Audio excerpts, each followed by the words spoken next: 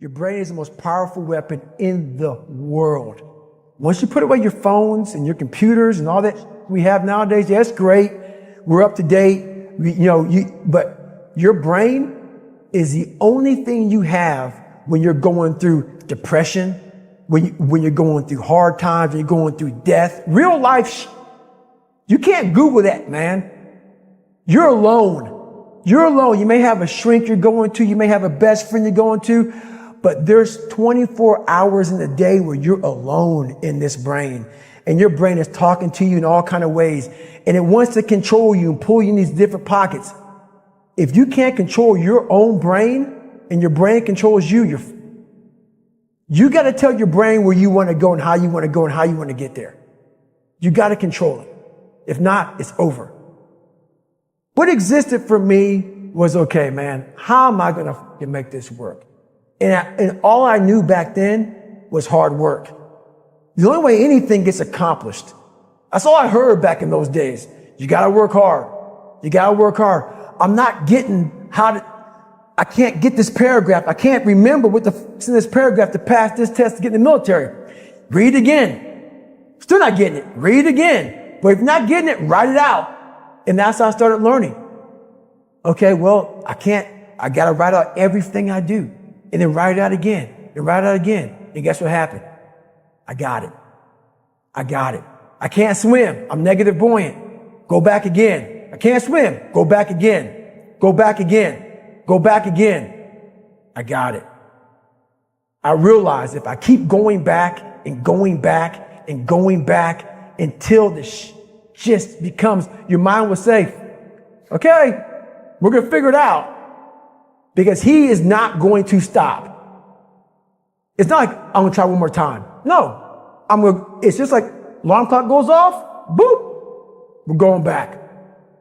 I can't read right. We're going back. I gave myself no way out, and my mind realized that. They said, okay, we're going to adapt and overcome now. Like a lot of people say, trying hard. Your mind knows, man. It knows this guy's bull. Me, man, this guy's lying. There's no truth behind it. When I was in Navy SEAL training, people go, how were you there for 18 months? The program was only 6 months long. You were in 3 hell weeks in 1 year. No one's ever done that. How did you do that? I talk about the new norm. When I lived in a $7 a month place when I was growing up for a short period of time, I loved it. I didn't know any different. That was my norm. Once we moved out of that place, we moved to a $236 a month place. I was like, I never want to go back to that little piece of shit. But if you go back to that $7 a month place and you realize this is where I live, this is all I got. Your mind says, Roger that. This is home. So when I was going through Navy SEAL training for 18 months and going back through all the hard parts over and over again, I told myself after the first time, I knew it was going to be a long journey there. My body was breaking down. It was just how it was going on. I said, you know what? This is my new norm. So my mind said, it's like going to work. Like you go to work, you put your suit and tie on. I go into suffering every day. Every day, suffering, being broken, duct taping my feet up, stress fractures, shin splints, being broken. This is my new norm. And your mind says, if we're not broken, this ain't normal.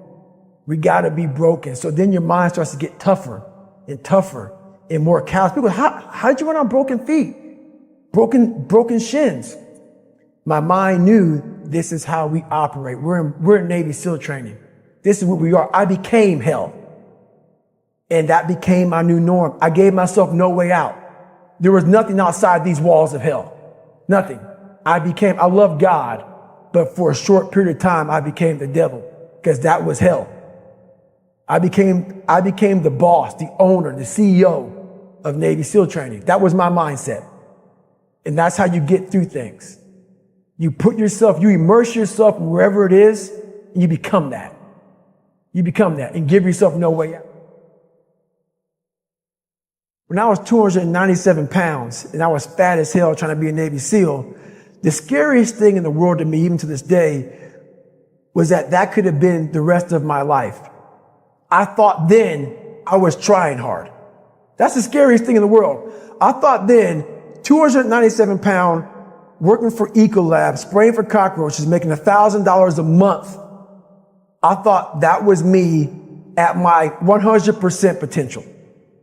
Come to find out, a few years later, I wasn't anywhere near that. 106 pounds less, graduated Navy SEAL training, went on to do all these other things. Looking back on that, that was me trying hard. That's why people got to understand what is in us. We have no idea until we start trying hard.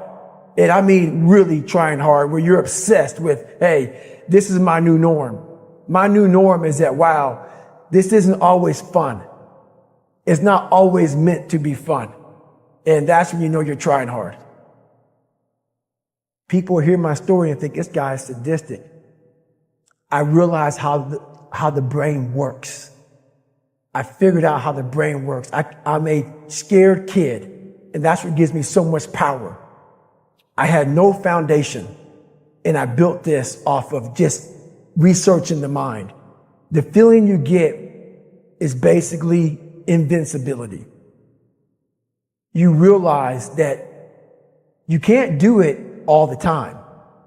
When you need to do it, I know I can go to a place that I can live in. And when you know that you can run on broken legs and you can do certain things that a lot of people can do, but they're not willing to do, this power, this sympathetic nervous system of fight or flight, and you're fighting, it gives you this charge of energy of when you're sitting there at 3:30, 4 o'clock in the morning and you're duct taping your feet up because they're broken, and you're doing it by yourself, and you're going through arguably one of the hardest training in the world.